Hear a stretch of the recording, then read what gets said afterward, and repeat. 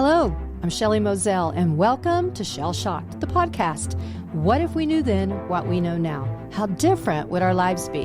What if we listened, really listened, to those who have gone before us? Listened to their life lessons. Would that change our journey? I'm collecting interviews with some of the most life-traveled people I know who are here to share their what-ifs. I invite you to learn their lessons with the hopes our stumbles are lessened. I share with you a collection of great teachers. If I knew then what I know now, your new journey begins right now. It's 5 o'clock somewhere. I'm Shelley Moselle, and this is Shell Shocked. Today we have an amazing guest. She's vivacious, she's exciting. Her name is Kelly Tomblin. She is the president and the CEO of El Paso Electric. And yes, she's an amazing woman. The very first time I saw her speak, I said, I have to get to know this woman. She offers so much.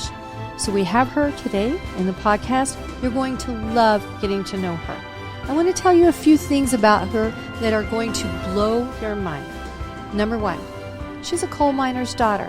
And yes, Loretta Lynn, she knows that song.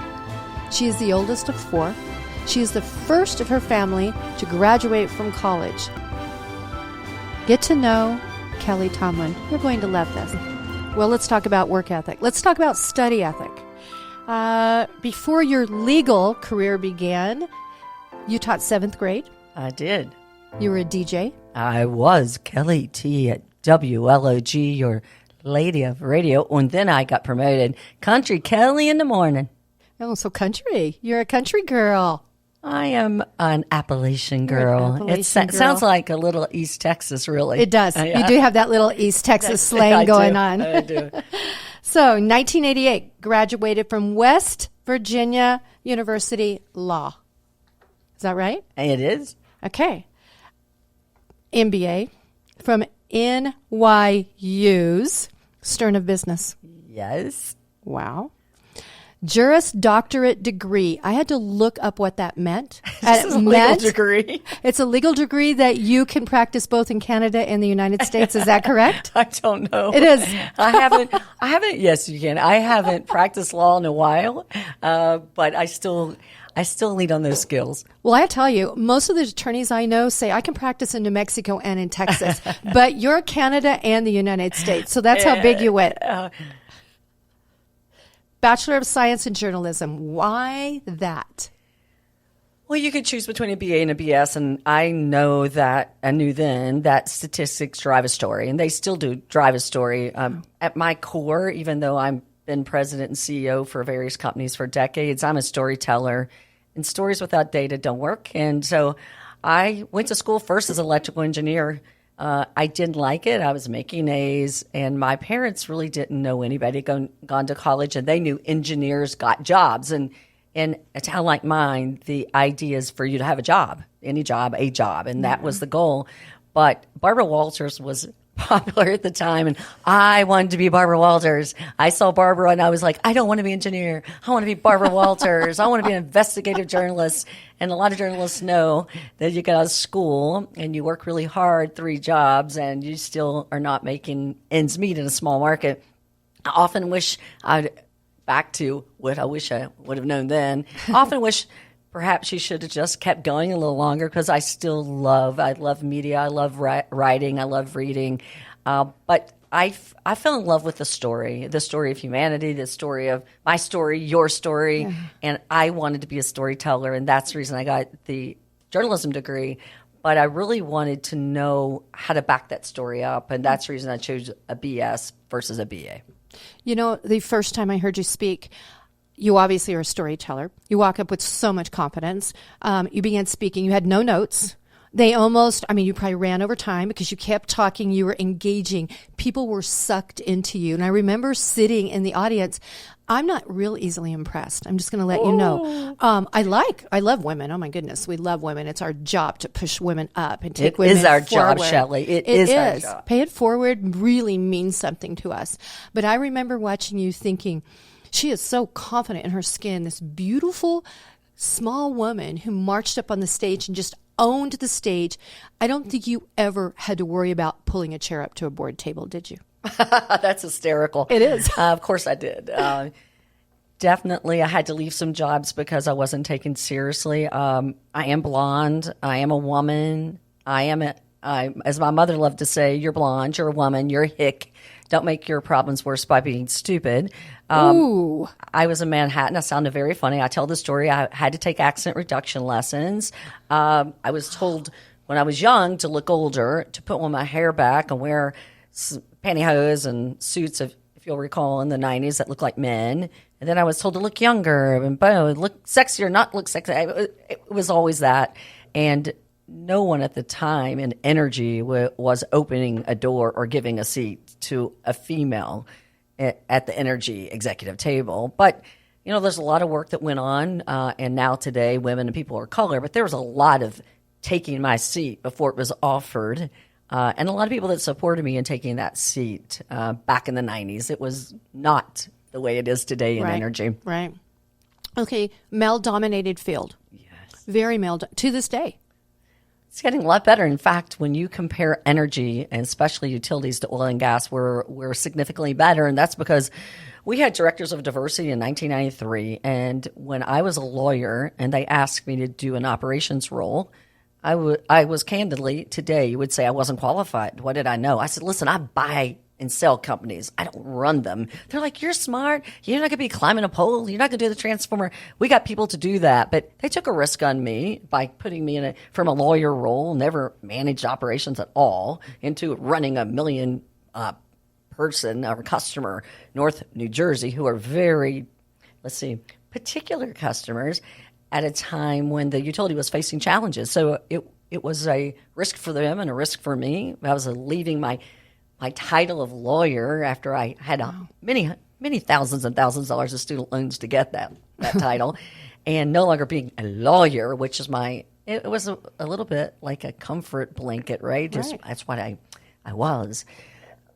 But at that time, I recognized that the industry was serious. There was completely white men, and today, Southern Company, PG, right here in California, a woman, a man of color, Exelon, a man of color.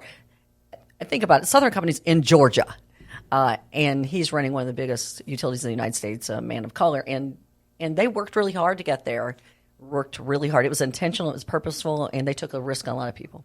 So when people introduce you and say you're a woman, who's the president and the CEO of El Paso Electric, and they say the word woman ahead of that.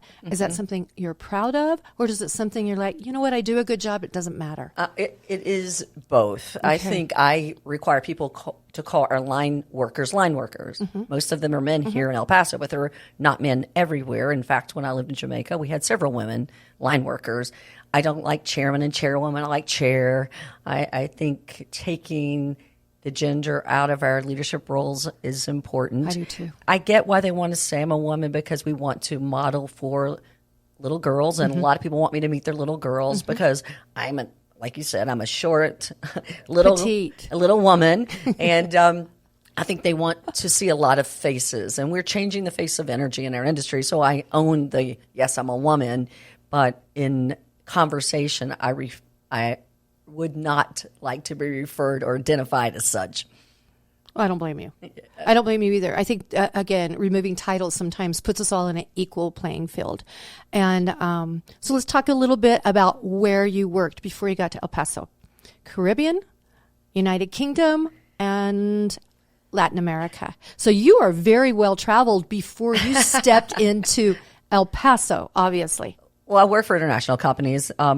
I worked for my first utility after leaving K&L Gates, which is today a huge law firm. I went to what is now First Energy. And at the time, in the 90s, utilities were trying to figure out how to grow. And a lot of utilities had or developed subsidiaries that would do other things, like build power plants outside their markets, buy assets outside their markets. We bought an asset in Colombia and in Bolivia and the UK and Australia and Argentina, and we all were doing that work, a lot of us. In fact, when I left to go to Jamaica Public Service as their CEO, it was owned by a Japanese company, but had been previously owned by the company I just referred to, the Georgia Power Company, the Southern Company, and they had a subsidiary that bought Jamaica Public Service. So I worked for, at that point, a domestic utility, but then I worked for International Power, and then I worked for GDF Suez, which is now Engie, which is an international organization. I worked for American National Power, which is an international organization, and Marubeni, then KEPCO, which is a South Korean organization, then a Japanese organization. So when you work for international companies, you tend to be placed outside the U.S. But in the U.S., I've lived in New York, Ohio, Pennsylvania, North Carolina, Illinois, Florida, and now El Paso in my domestic assignments. I have to wonder, was there ever a time where you said, I need to pivot? You pivoted out of your, from an attorney. Was there ever a time that you wanted to pivot out of this industry? No, I did. Our company got bought by a group, and it was clear I wasn't going to be aligned with their philosophy, and they weren't going to be aligned with mine. And I was a single mother at the time, and I just I'm going to quit. My friends were like, "Are you a lunatic? They're offering you a great job. You're a single mother, yada yada." I need to rethink my life because they're not going to love me. And my advice I give to everybody: if you're in a place and they don't love you, they don't respect you, they don't care about you, then go somewhere else. And at the time, it seemed very risky, but I thank God every day I did it. But I did say, I'm going to go sit in hills of Spain for a month, and I'm going to think about who I am and what I want to be. And I came back, and I did some work I went back and did some work with CASA. I was a guardian ad litem, then attorney ad litem, and then I went and helped start a cancer support center. I just quit work. I took my bar again because you do have to take a bar exam state by state. So I took a bar in Ohio. And I just said, I'm going to think maybe I want to be a lawyer again. Maybe I don't want to do any of it. And I worked at the nonprofit. But I quickly found that wasn't the best and highest use of my talent. I would be better off funding this nonprofit. But I learned a lot during the experience. I learned a lot about me. I learned a lot about the compassion and generosity of others. And it healed me in a lot of ways. But then I said, I missed it. I think this industry, it forms a foundation of health and wealth. It attracts the best people. I would be on a ferry going from New Jersey to New York City with the Wall Streeters. And nothing against Wall Streeters. I love you guys. But talking about their $20 million bonuses and yada, yada. And you know what? My kids were going to school with Bon Jovi's kids and Bruce Springsteen's kids. And like I told you, my dad didn't graduate from high school. And I thought, I got to get off this train. I'm on the wrong train. I got to get another train. And so I tried a nonprofit train. That wasn't my train. So I love my industry. I went back to the industry. I went back outside the regulated utility. I went to an independent power producer, and we build power plants all over the world. And that was associated with what I'd been doing. But a regulated utility is very political, and it's very related to regulation, and you're always arguing the politics. You are in a regulatory construct. You can only make X amount of money. You can't make more. You have to give it back to your customers. So I took a break for a decade, and then I went back to the utility, and I loved it, and I missed it. I told our followers they're going to be mind blown and shell shocked by you, and I knew they would be. So I can tell you one of the questions people are going to want to know: how you have a husband and you have 2 boys. Yeah. How in the world do you balance what you just told me you do? I didn't have children till later, and I was living without the Sex in the City life. We lived in New York City. We didn't save money, and I have talked to so many people here. Saving money and buying houses you're taught that. Right. We didn't buy a house till we were 40. We're living in New York City. We would go out and say, who's got any room on their credit cards? Who's going to pay? We weren't living that life. So I had children late. So I remember when I said I was having a baby, they're like, my friends, you're not the mothering type. You don't have a picture on your wall. You don't have a cat. You don't have a plant. But when I had this son, George, who's here now working for a law firm and is getting ready to go back to law school, I fell in love with him, and I fell in love with being in love with something. And so I really thought I could and I think that's a message I always give. Who you are at 20 is not who you might be at 30. Amen. Give yourself time to look at yourself again, reflect. And I heard Miley Cyrus say this, and I quote only the best people, but Miley said, she wakes up in the morning, the person she was the night before is dead. Mm-hmm. And I think about that, and maybe that sounds dramatic, but I had to let go of every of that person I used to be that person, because I had defined myself as not a mom. And then I loved being a mom, but if I had held on to that, Sex and the City image I had created for myself, or the coal miner's poor girl image, or the lawyer image, or any image I had of myself, I wouldn't have got to experience the next great thing. So I've asked a lot of my family, and I did take the job, a local job, and when I had George, I stopped the international travel. I worked at a local utility. You don't have to travel. And then I had my second child, and I took a break during that process I told you. And I came to them when Harrison was a baby and said, I can't do this. And I know that this is a little too, I guess, sometimes candid for people, because I listen to everyone talk about how they maintain perfect balance. And I don't know CEOs who do that, but people say they do it. But I said to my kids, I can't do it. I've tried. I cannot do this. I took a little job at a water and sewer company, and literally I could have done that job half a day. And I told them, this is not a full-day job. And the person who had it before was a full-day job, but I couldn't find a full day of work in there. And I just said, I can't do it. I love you guys. I will try my best, but I cannot do this. So I went back to work in New York City, and my husband retired, and we made it work. And I just took them all to Jamaica when I went. And I'm not saying that one of my children has had a rougher time of meeting and making new friends, but people are in the military, people's careers you do make sacrifices. But today, I was so happy because we were going through, as we do, reflecting on our family. And I said to my son, I said, was I an okay mom? I drug you everywhere. And that's the big question. I know. And he was like, Mom, I got to crawl under in Egypt, the pyramids. I got to go to Israel. I saw where Martin Luther King lived and died. I mean, so he went through this thing. And he goes, so every situation has its ups and downs. He said, but the bottom line, I never thought you were only born for two people. I thought you were born for a whole lot of people, and your job helps you be with a whole lot of people. And I was like, okay, I'm okay. Oh, yeah, that's a heartbreaker. No, but we all worry that I wasn't good. I wasn't. We all do. And I love what Shonda Rhimes said. When I'm being 100% good CEO, I'm probably not being 100% great mom. And when I'm being 100% great mom, probably not being the best 100% CEO. So I think the other thing I wish I knew, you're going to have to forgive yourself a lot, and you forgive others, because I see both those things just tearing the way out of our happiness. You know what? I agree with you. I'm a single mom too, and I raised two children by myself. And every day you wonder, am I giving enough? Both directions. Right. And I think it's a pressure that women maybe they don't put on themselves as much today as we did back in the day, because we were raised to be the best mom you can possibly be. Right. Not realizing that you could have a career and be a good mom, and it benefits your children in the long run. I got a love letter from my son, much like you just talked about, and it's one of those things that makes life worth it. You're like, you know what? I don't know. The word balance it's a fairy tale world. Yes. That word means nothing, but to be able to know that at the end of the day, your kids, they knew that you loved them. Yes. They knew that you had their back no matter what, and they knew you were coming home. It might be late, but you were coming home.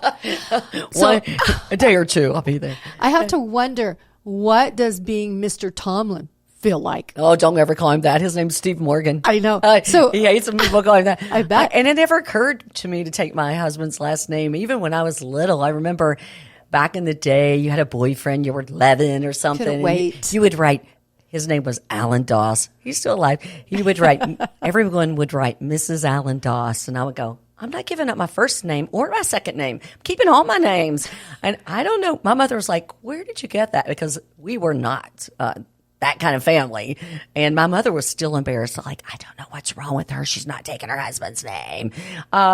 Steve and I met because he was the president of a utility at the same time I was the president of a utility. Nice. We're connected with that. He retired early and has been very helpful. He retired when the kids were younger. So we did have that, I don't want to say going for us, but that sort of, not balance, but we had a parent who wasn't always on the road or somewhere. Yeah. And that was helpful. And we are very connected in the industry. He is an electrical engineer. I said, I tried to run away from him, but I married one. I work with all electrical engineers. So when God has a plan, let it go.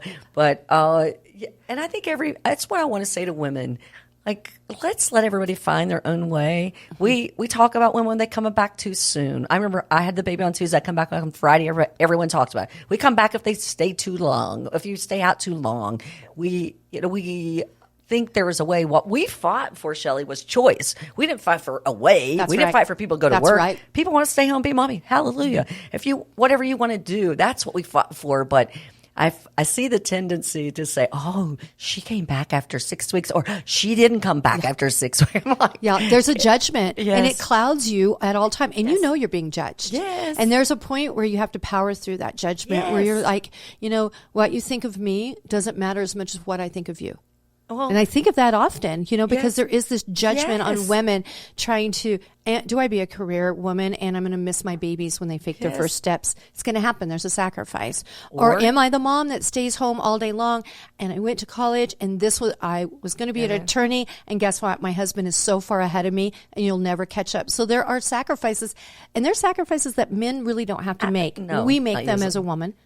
But their sacrifices well worth it. And when you get that love letter or that comment from your son, just any little thing. I mean, I hope I remember this, because I still keep this card when he wrote me, Mom, you're the MVP of our family, and we all know it. I was like, and I can cry about it now. Like, I hope kids know just how much it means to mommy.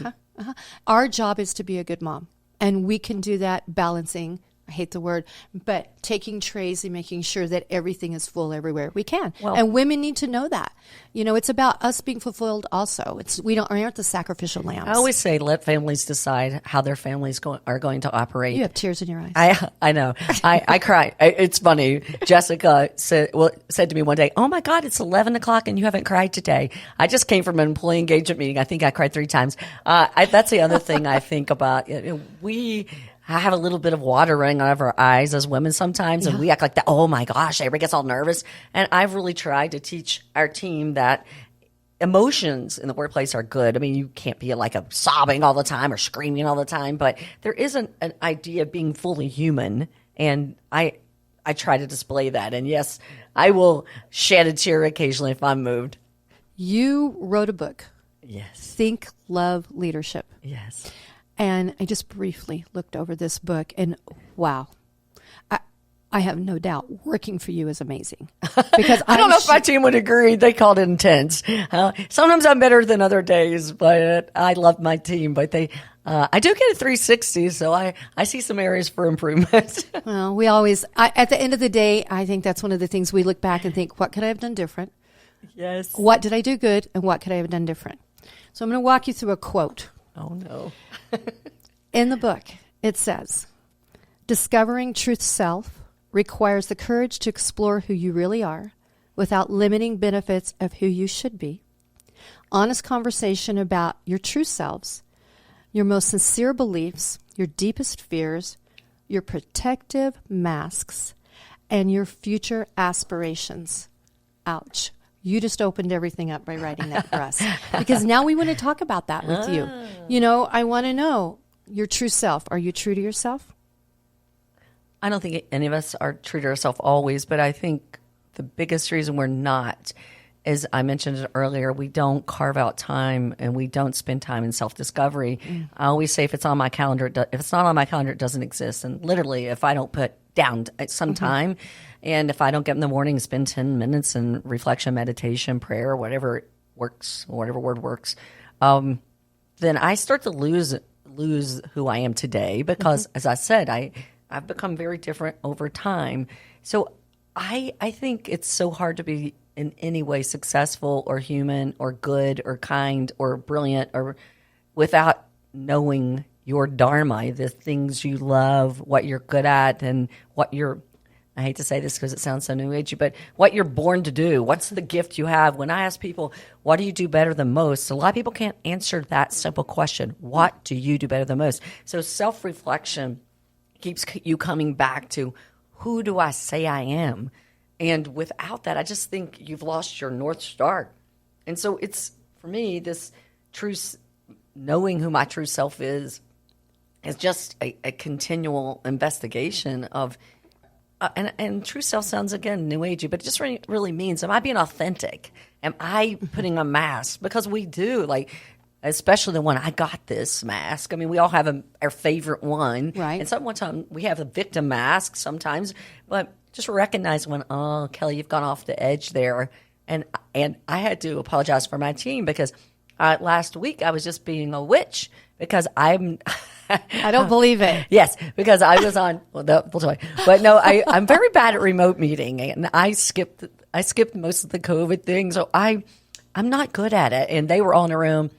I couldn't see their face, and I was getting all agitated. And that's I'm not in control mask, or I'm in control mask. Comes on like I'm supposed to be in control, and now I'm not in control. And I kept saying, "What's going on with you?" And I had to, write back and say, "I'm so sorry. I'm not good at meetings." So the point is, you get out of sorts when you're getting out of your true space, your heart, your who you are. When it's almost like I can see me, like I'm here, but I see that person over there pretending to be me, and I recognize her. I'm like, come on back, honey. I always say the hardest words to say, I got it wrong. I'm sorry. I love you. Mm-hmm. It's harder to come out of my mouth, probably. I've learned, you don't say it all the time because it looks like you're incompetent, but there are times that you'd have to say, wow, I was wrong there. I stepped over. Yeah, I stepped over. I'm being a witch. I don't know why I'm so grouchy. Yeah. And then I know I'm being intense, those kind of words. Oh. But it just brings up, when you open up that vulnerability, it gives everyone else space to do it too. If the leader doesn't say it, nobody will say it. That's exactly right.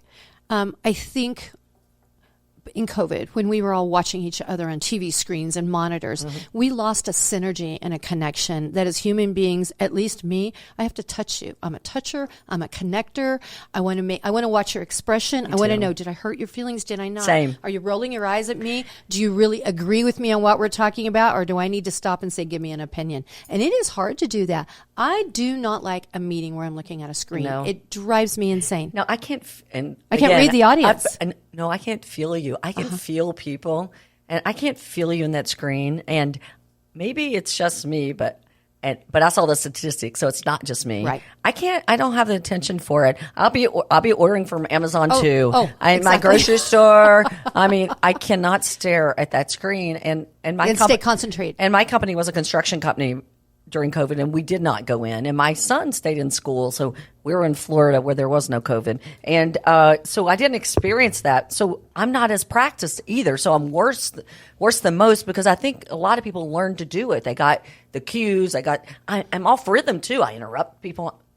I'm off rhythm. And so I feel uncomfortable. And I think that's something that I have to kid myself about, like, you have to be comfortable feeling uncomfortable, but it is hard for me not to be present. You're making me laugh. I remember right in the height of it, we were in a political campaign and I was involved in that campaign. So I was there with the candidate and as we're talking, we're with the Democratic women. I'll never forget. We're talking with the Democratic women. Well, it took forever and it was too long. I had an appointment and I thought I'd clicked off my camera and I did it. So I'm the one we all have it. Stood up, put my rear, reached over, grabbed, and the mayor Good. He texted me and he said, Shelley, we just saw your rear end. You can't do that again. But I completely thought I was done because I had turned camera off. There's too much risk. There's too much risk. At least right now I know what we're looking at. I know. Hi, Shelley. Okay. So everyone has a very unique story and you're sharing your story with us. What we want to know, what are your beliefs? And you can stop whenever you want. You can say, I don't cross that line because I'm going to ask. What are your beliefs? What are your beliefs? You've talked about feminine and you talk about masculinity. What are your beliefs at a table? What do they bring a balance to a table? Does it bother you when it's all women? Does it bother you when it's men? Do you even think about that? No, I have to think about it. But what I believe is that every human creature has something to add to the table. We have seen historically that if one gender, personality type, let's just say socioeconomics, which I find to be the most interesting, are at a table, the conversation is different when there are different genders, different ages, and different socioeconomics. So I believe that I don't need more people like me because I have me. You're good. I have other people that I need to be or need around me. So I believe that if we unlock the human capital in the right way, having different pieces of that puzzle around the table is appropriate. And if that's what you mean about what do I think all of us possess masculine and femininity. And I agree. We are all, we were taught in the 80s and 90s just, kick ass, take names, and to be all that. That doesn't work. That doesn't work. But that's what we were taught, to be as masculine as possible, get our red energy up. But, and I do have very red energy. And a lot of times I need it down. I need green and yellow energy, and I need some blue energy. So I believe that we all possess masculine, femininity, all energies, but we all have a preference, and having a variety around the table makes the conversation richer. So if that's what the belief you're talking about, I mean, we all we are a series of beliefs, right? We are a series. So okay, let's talk about who should you be tomorrow? Who should you be different than you are today? Who should you be tomorrow? There's no. I really react to the word "should," right? But the most beneficial person for me to be tomorrow is here's the thing that one of my quotes I love, don't ask what the world needs for you. Ask what sets you on fire, because what the world needs is you on fire. And so what I think I need to be is continuing to be fully alive, and whatever that means. And a lot of being fully alive is being in community, like with you and me right here. I mean, I think knowing what sets you fully alive. And I said I love this industry because of the people it attracts, the purpose and the mission, and that sets me on fire. I left just now my employee engagement board telling me what makes them alive, what makes them think the world of work works, and that what makes people feel better leaving than they did coming. So I think I'm called for that. I'm called to eliminate hierarchy. I'm called to find the best in humanity. I'm called to level out the playing field. I feel called to that.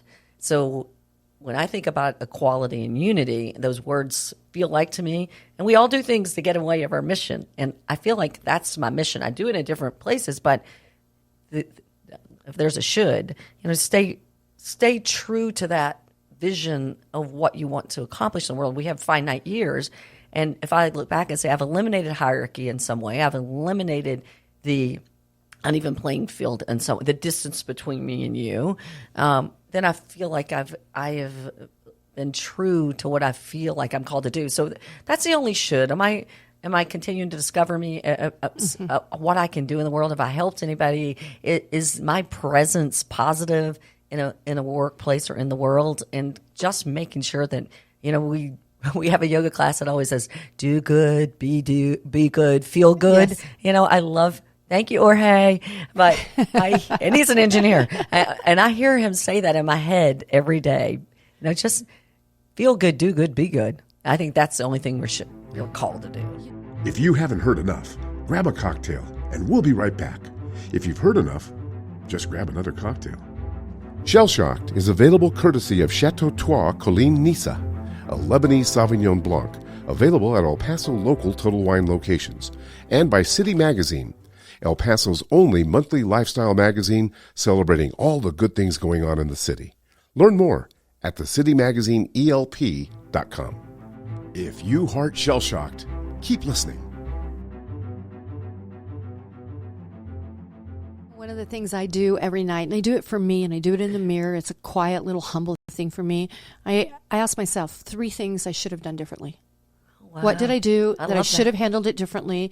Did I speak to someone wrong? Was I not as polite as I should have? Did I ignore someone by accident? So I kind of self-analyze. Steal that, Shelley. Steal it. I love it. I stole it from someone. I love it. But I take the 3 things that I think, I wish you would have done that differently so that I can be a better person tomorrow. Right. My what ifs. But then I also end it with, what's the 3 things I did that were good today? Aww. And I don't need a pat on the back to flower and to blossom. Right. But you and I are in businesses that we hear a lot of negative. All the time. You're going to hear, you did this wrong, there's a complaint here. And we're in a service industry that we're both trying to.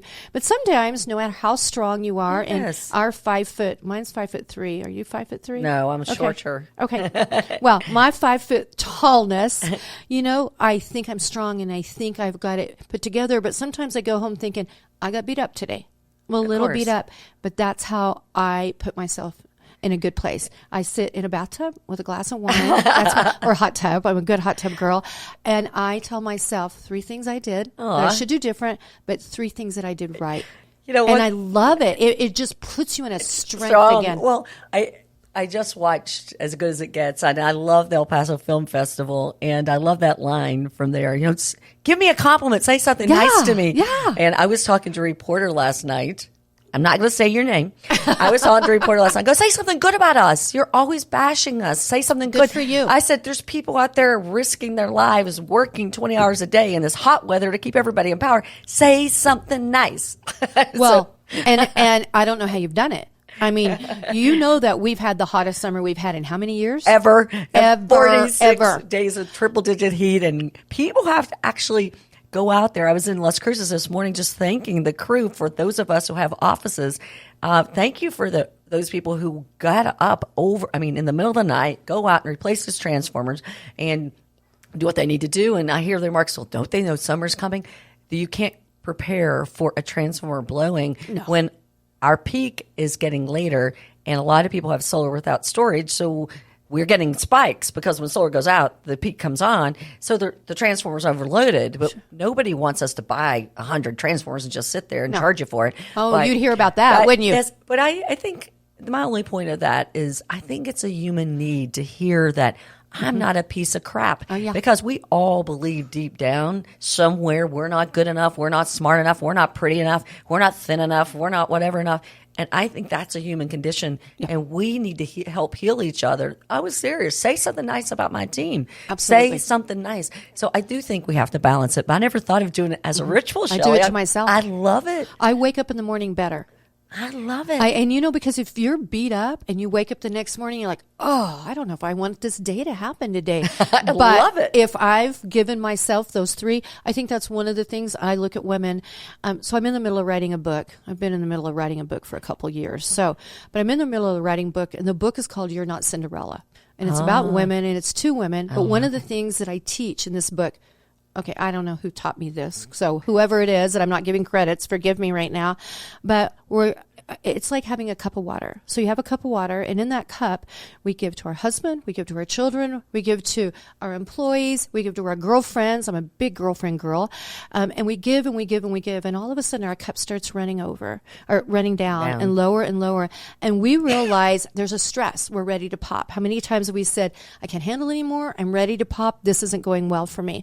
Well, basically, it's our cup is running empty. And so I believe women have to give other women permission to fill our cup back up. So I'm going to ask you, when your cup is down and it's low and you have that visual image, what do you do to fill your cup back up? Yeah, and I love that because we've been taught that that's selfish. All of us, not just women. I mean, I think all of us, that sacrifice is good. You know, that's good. I don't think any deity wants us to suffer. No. And I know we've been taught that, and I can't believe that. So I think the first thing to do, and I'll tell you what I do, I think the first thing to do is to give yourself permission to say, the world is better. And so you don't have to say it's for you. The world is better when your cup is full. Absolutely. I'm a music girl, and I can do anything with music. And I can get up in the morning and say, play me, Pitbull, play me this, play me that. And it will completely fill me up. I'm a yoga girl. I love my gym. Big shout out Connective. I love going to yoga. I go to yoga retreats. I love going to my church, and I'm not particularly religious, but I love going. It's dark, and we're dancing, singing, and praying. I mean, I love it. And that hour for me, nobody's in my mind. I'm not thinking about, a lot of things. And so for me, it is as you said, I've got good girlfriends. One of my best friend, shout out to Kathleen of 35 years. I always thinking how I'm not good at this and I should have done better. One time she gave me for a Christmas present ABC. She put them on cards and put them on a little ring, and it had something nice about me. Oh. You're, like A, you're so this, you're the B, C, D. And sometimes to fill my cup, I just read things people wrote to me through various jobs. Like I told you, my son. Sometimes it's just read, and I'm a poet. I love poetry. I can read Rumi and feel better. And when I can read music and see room. I can sit outside and hike. It is putting my feet in the ground. can make me feel more whole and more well again. But my number one go-to when the world just feels bad, I can put on some songs and I can pick the right one and I can dance around my room. I always tell people, you feel bad? Dance. Start dancing. And if you feel still, dance harder. Dance harder. Sing And louder. We all look stupid. I'll never forget that somebody said, I don't want to dance. I look stupid. I go, we all look stupid except like Beyonce, J-Lo. There's like 5 people that look good dancing. The rest of us don't. The rest of us don't. But it does something to your body. That's the reason historically cultures have danced around. They've danced forever. And music and dancing, because it does something to human spirit. And that fills my cup. One of the things I do in the morning that's a cup filler is I didn't even realize I patterned myself in this, but when I wake up in the morning, I don't put clothes on until I'm ready to go to work. So I have my pajamas on. Oh, okay. And I'm in the back. You're giving us the picture of you in the bathtub with wine. You get up like, okay, Shelley, woo. Now we know me really well. Hey, we're having girl talk here. I'm in pajamas. They're not risque because my neighbors could look in if they want. But I'm in my pajamas in the backyard, planting flowers. But the minute I change clothes, it's game on. And so it's something in me that, you know how they say that women walk in, the first thing they want to do is take their bra off and throw it. That's kind of like end of day kind of moment. And I know we're getting visuals here. Yeah, that's okay, man. I got your bra off. I see a champagne in the we got it. in the bath. Oh, it's wine in the bathtub.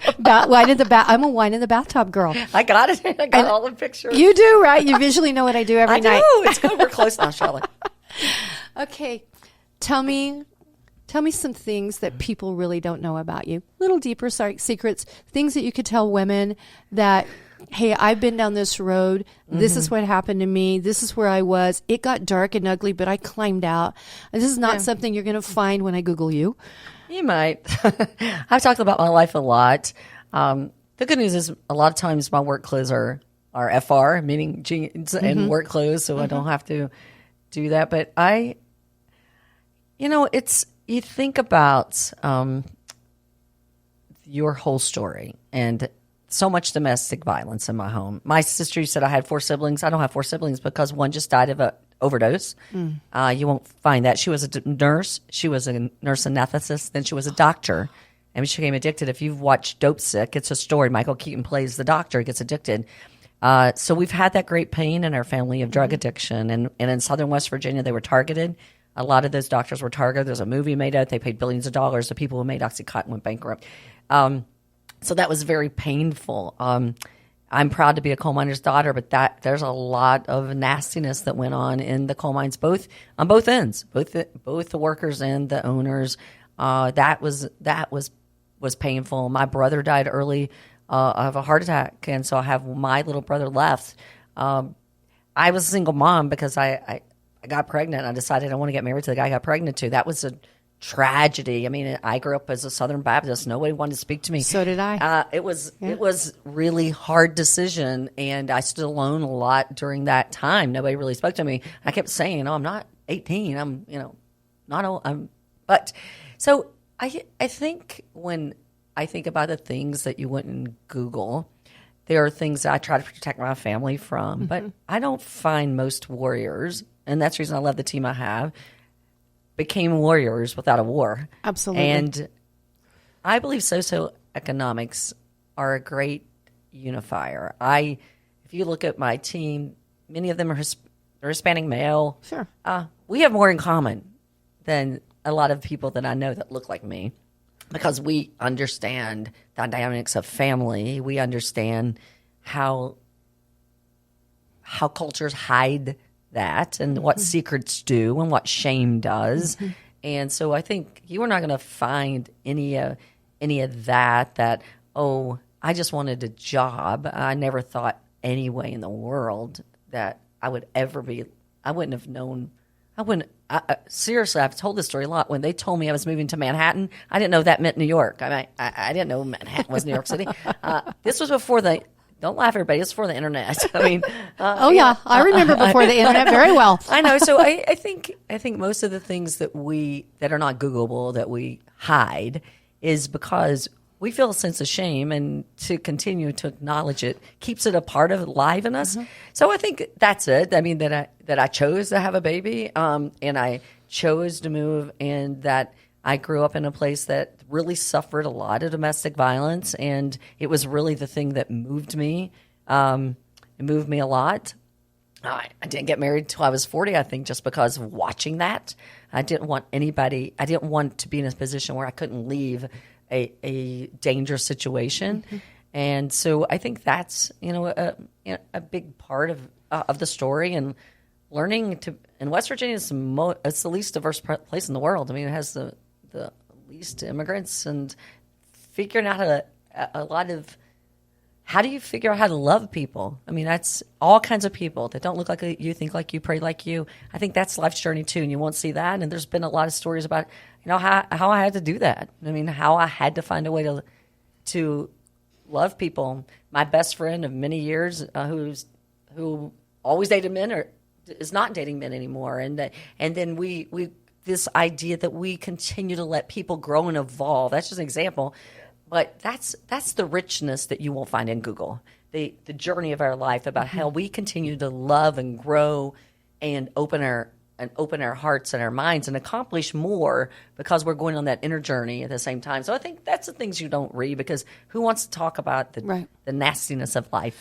I think you're right, but I think it's so important sometimes that we share that. And it's the hardest thing that we do, is sharing the stuff that we just wished went away. Mm-hmm. I have a domestic violence situation that happened with me. I got thrown through a huge picture window. It happened once. Yeah, me too. It didn't happen. I did too. It didn't happen a second time. Kicked out of me by a guy. It happened once. It happened once. Yeah. And I think the message is it happened once. And I think when women, especially young women, can look at women who might be more established in careers, to think that, okay, if I've had this happen, it's not such a shame. Oprah Winfrey said something, and she says it best when she said, it's not about falling down. It's how long it takes you to get back up. I love that. I do too. And I think of that all the time. And there's something that I don't even know where this came from, but I thought about this during COVID, is do you know why people drowned? Because they quit swimming. And I love that. There was times in COVID. I mean, a single mother. I wasn't married. Of course, my kids were grown, but I didn't have an income for 2 years. Zero income. I lived on my savings. I lived on credit cards. I lived on everything. And people that might know me from afar probably said, "Oh, well, she has this great life." Well, yeah, that great life crumbled, like many of us did. And I kept saying, just keep swimming, just keep kicking, just keep kicking. And so I think there's that thing when women share with other women, yes, I didn't, my first marriage wasn't the best marriage. Sorry. Yes, I know what divorce is. Yes, I know what it's like to be happily married. I know the difference. I know how to forgive. An ex-husband that, yes, I've been cheated on. All of those things that I think it's good for women to say, okay, you had a baby born out of wedlock. Okay. What I love now, though, is the mommy honesty, because I can't take it anymore. If I see one perfect person on Facebook again, and I almost get joy, like, they asked me, what's Harrison, my youngest son, doing? I go, he's not going to college. I'm glad he got through high school. And I'm proud. I'm proud he got through high school, and he barely did. And yes, he went to psychiatrist. I have, in New York, everybody will say, what psychiatrist is your kid going to? When I first got here, I go, I think my son needs a therapist. Everybody be like, my kids aren't perfect. And I think that's one stigma I want to break, that if people had not been so generous with me here when I got here and my child was struggling, to say, hey, I know this, my child had this problem. If I hadn't been vulnerable enough to say it, and they hadn't been vulnerable Absolutely. enough, my child might not have graduated from high school. He may be, who knows? Mm-hmm. My other son's fine, but, fine in societal standards of being fine, right? So I just think the one thing that I would love for us to be more honest about is everyone doesn't have perfect kids. Yep. We have kids that are good, and we love them, but sometimes they are not perfect kids. And I do think that's the last stigma. If your kids are not perfect, that means somehow you did something terrible. And I just have said, I don't take credit for the successes, and I'm not going to take that much blame for their failures. I've done the best I could, but that's for me the thing I wish we would talk about more, the challenges of being a mom. Because it's real. And that's girlfriend conversation. Yes. I had something on Facebook just recently, and I'm going to get it wrong, but I love it. It said, and of course I reposted it from wherever, but it said something about, I'm going to try to remember this. sometimes you hear Jesus take the wheel. I just want to say, Jesus, let my child dodge the flip-flop. Because how many times I've picked up and launched a shoe or a flip-flop at a child thinking, okay, run. My kids will both tell you right now they're both still scared of me. Both of them. And I should have made my kids more scared of me. Should have taken the flip-flop off. More scared. My mother used to throw shoes too. What is this? Yeah, my children will tell you. There was a time if she gives you a look, it means run. I think the people that have worked for me in the past will tell me, you're so easy to work for, but when you give us the look, we get the look. We run. Yeah, we run. Here comes the shoe. Okay, you talked about your girlfriends. We all have a group. Yes. And I've heard recently that the older we get, the smaller our group gets. Do you find that true? You know what? I have different groups because I move around a lot, right? So when you're moving around a lot, you get different groups. So I have my group forever. I didn't really keep a high school group because I left, and then that really separated us going to college. And when I was having a baby, they were getting their tubes tied. And so it was difficult. that was different. And I moved away from West Virginia. But I have my college group. I have my law school group. And then I have the group that I've been friends with for 35 years, the ones who go on vacation with me, the Caminos. Then I have, for whatever reason, and thank you all, I have my young girlfriend group, like the ones that are about 20 years younger than I am. In fact, one of them is going away for a weekend trip with me. So I have that group. And then I have, now I have a great group here. So what I would say is that the groups have remained small. My core group, that's 35-year group. But I have planets that I have kept, and they're small planets from each little place. I just came back from Jamaica. I went to speak at their 100-year anniversary for the utility. And I have a group, a WhatsApp group, that we talk all the time. So I keep them, but to your point, the one that you cry to and the ones that you call every day, that is a small core group. It's a small core group. That's a small core group because there's something about time that one girlfriend was with me and both my babies were born. She was in the operating with me, taking pictures, even though one time I was single, the other time I was married, and she was in there taking pictures, and she's watched them grow up, and she's been to my dad's funeral, and she's been with me. There's something that history, there's something deep about that longevity and the history, and I'm watching her, so like she went through cancer, and we got matching tattoos. We thought she was going to die, and then she lived. Like, we still got these tattoos. But so that core group does stay small, but the joy of having moved, you do get the benefit of having you because you want to be fully there. Like I want to sprout where I'm planted, and I say that a lot. Rumi says, "Wherever you are, be the soul of that place." And I want to be the soul of this place. So I have group here, and so yes, yes and no, I guess. Yes, the core group, the original group, stays small, but I add on to it when I move. Well, I'm with you. I have a 40-year-old girlfriend. I talk to her every day. And if we don't speak every day, one of us knows something's wrong. And then you move. I've been here 20 years. Yes. And I have my group of women here. But you spoke about something, and I'm a firm believer that you plant a seed. And you just continually water that seed. Yes. And sometimes I see women who walk away from their girlfriends. They get married and they walk away. And if I could go back and speak to them right now, knowing what I know now, that's a thing that you never leave the group of women. You get married, you find a boyfriend, your life kind of switches. You've got to stay connected to women because women feed us when a man can't feed us. Yes. It's a different feed. I regret it, and you probably hear my voice about my high school. I'm so glad for Facebook. So now I see what they're all doing and everything. I don't know why that happened, and I do regret it because it keeps me separated from such a time of my life, the whole time I lived in West Virginia. And I didn't know what you just said now. I think I learned it over the years. Like these things will come and go. We have the group girlfriends I described.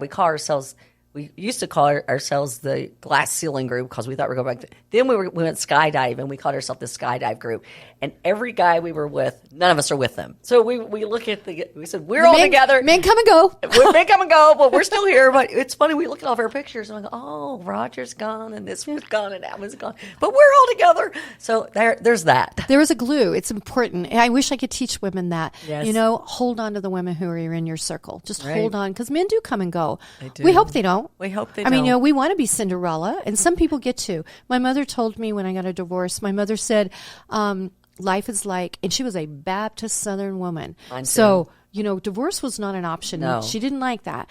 But she said, and my mother didn't gamble and she didn't drink, so I don't know where she came up with this. But she said, you just put dice in your hands. You look at them, you make sure it's a good fit. You take a set of dice and you roll it. Some people roll good and some people roll bad. And if you roll good, God be with you. But if you roll bad, don't judge that was a woman that rolled bad, but don't stay in a place where you're hurt, you're damaged, Right. where your seed isn't growing and you're not flowering I love anymore. that. Seed isn't growing. You said that a couple times. I do. I talk that. about planting seeds. It's really important that you're constantly watering those seeds that we plant. I love that. I think. So we've talked about your career. We've talked about corporate ladder, climbing the corporate ladder. We've talked about a lot. Male dominant industry. I guess you talked about your belief in gender equality. Well, equality of opportunity, yes. Okay. So you can say, no, we're not going to have this conversation. Oh, go. Do you remember where you were when the Me Too movement stood up? You started hearing about it? Yes, I was in Jamaica, and that's when I originally wrote Doing Power Differently. And if you read that book, and I rewrote it to be Think Love, it was very much a Me Too movement thing. I have horror stories that you won't find in Google. Mm-hmm. Back in the day, there were horrible things, like you would get picked up by a partner with beer in the car at 10 o'clock. People show up at your door at the hotel, and people would give you keys, and it was a crazy, crazy land. So watching all the movies, especially in the broadcast industry movies, I just happened to make them. Mm-hmm. But watching all that just, it almost, re-triggered me in a way. Did it? I think we all got over it because we moved on. And I actually handled sexual harassment cases against the company I work for. But there was a day when people drank and came back to work, which is bad for many reasons, but very bad for sexual harassment cases. Right. But I think we all had to learn because think about it, back in the day, and not even that long ago, people would have business meetings and they'd all go to the strip club. All the time. And I couldn't go. And I would think, is this real? Like, we're going to see naked women dance? I mean, I don't get it. And so, this is a utility company. This is an energy company.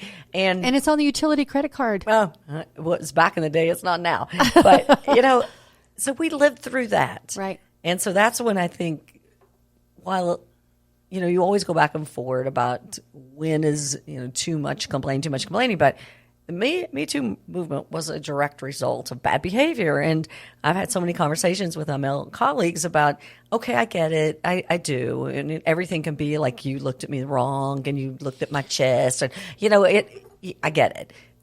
But the Me Too movement was a result of real things, not this hypersensitivity they want to pretend it was. When I think of the Me Too movement, I remember I had one particular situation, and I was at a copier, and a man brushed my rear, and I'm like, oh, that was an accident. And I was 22, 23. Now, let me give you a little history. I grew up on a ranch in the middle of nowhere, and I rodeoed all my life. Okay. So you didn't know men. Men were different. We carried guns. Okay. I came on a ranch. That's how our lifestyle was. So I had a little brush, and I'm like, oh, he didn't mean that. And then the next day, I was there, and there was a pat on the butt. And without even thinking, now you can't get away with that nowadays, but without even thinking, I just turned and cold cocked him. His head went back, his nose got bloody, everyone stood, everyone looked. We all knew what happened. It never happened again. But that's the way to do it, Shelley. Right? Most of us don't have that courage or that strength. No, and I think that's one of the things. When I tell that story, a lot of people say, but you're really strong. My mother taught me that at when I was young, but I think now the whole thing is about education. That women don't have to put up with anything, and there is a way to who you report to, who you make sure it doesn't happen to again. But I also wonder, and I guess this is a question for you. It went so big, so far. There were so many people affected in that movement. Do you think sometimes that CEOs might be slightly timid to hire you or hire me, worried that what I could do to them because of the Me Too movement if I gave a glance that there was a sexual harassment? Did we go too far? And that's my question to you. And it's a rough question. No, here's what I think, and I said this. I think the Me Too movement was a result of real atrocities. What I believe is we are imperfect people. What I believe is that we work in a world of work that has human people in there. Yeah. And what I believe is we all have to be, maybe not cold cock them, but to say that's inappropriate. That was a lot. We didn't know how to speak to each other. Like say, Right. no, I'm not having it. Right. So we even look back because we were afraid to say, and I actually had a conversation with a man that I felt was really harassing me. And he said, I really thought you liked me. And so I have had a lot of those conversations. And so I do think that there was a space, and I'm not saying it was for a lot of people, where I don't say we were complicit, but we just didn't want to make the boat rock. I mean, Rock the boat. we didn't want to make all that noise. Right. And so when I say, did it go too far? I think we just have to not use any movement when real atrocities are being addressed to almost demean them by continuing to be hypersensitive. So that's all I mean. Like, let's be human. Let's talk to each other. Let's say what's appropriate and not appropriate. And somebody keeps doing it. I haven't had that experience with men. You mentioned earlier about today it's better. Well, I find it's better because today men, I know the 30-plus-year-old men in my company, they say, Kelly, I got to go. I got to pick up my kids. Right. They are contributing. Right. And I love them. Daniel, shout out. But, he's married to Monica, who is a lawyer, and she's doing work, and he has to do his part. So I do think men are trying. I do too. Give them a chance to try. I do too. I believe we've come a long way, baby. I mean, that came from the 60s, but Yes. it's still It's about really smoking too, which was silly. But was I crazy. do think let's just be easier on each other. We're trying, and when people are trying, give them room to try. I agree.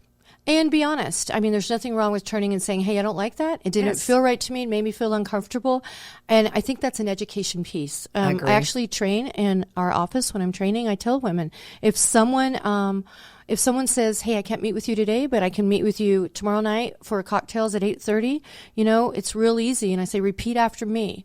I don't do business with men alone after 8 o'clock. No good will come of it. And my girls will say those things, or they bring someone with them. So I kind of train, how do you not put yourself in a really uncomfortable situation? That's great. And I think we all need to learn that and give ourselves permission to say what we really feel.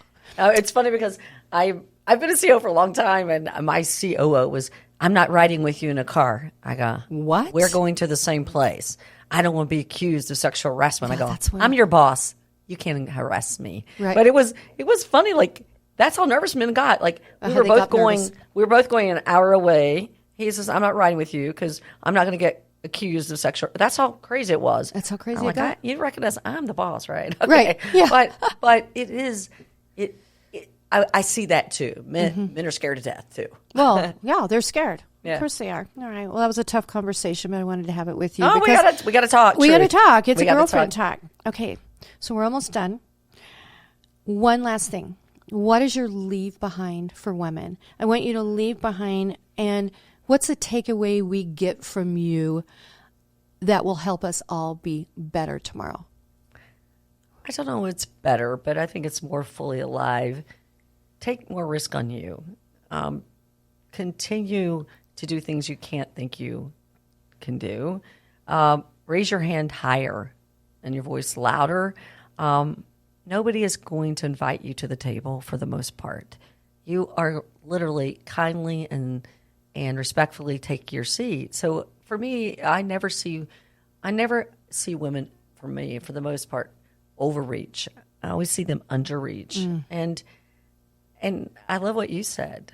I'm going to take away, and I think that a message from today is making sure that the noise in your head is good noise, that you're putting stuff, you're intentionally putting stuff in there because the world is already doing it. And if you don't have a counteraction to that, you're not good enough, slim enough, this enough, that enough.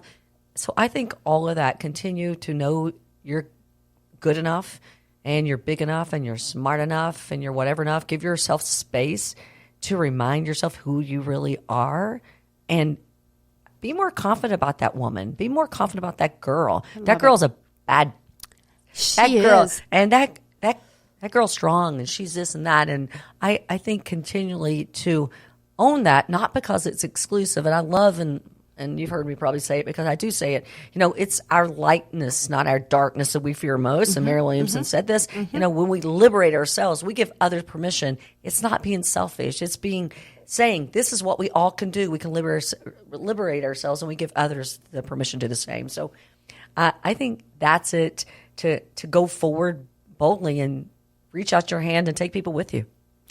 Okay, well, you have it. I think, Kelly, we're out of wine. We're out of wine. So that means we're out of the show. Okay. Thank you for joining me. It has you. been such a pleasure. And my Kelly pleasure, Tomblin. Thank you for living in El Paso and doing what you're doing. And I love El Paso. Wonderful voice for women. I love El Paso. We love that. So thank you. Thank you for joining us. This is Shelley Moselle with Shell Shocked. And cheers, everyone. Have a great day. I'm Shelley Moselle, and you've been listening to Shell Shocked. I'm available on the iHeart app or wherever you listen to your podcast. Please subscribe, rate, and join me next week. Until next time, kiss this.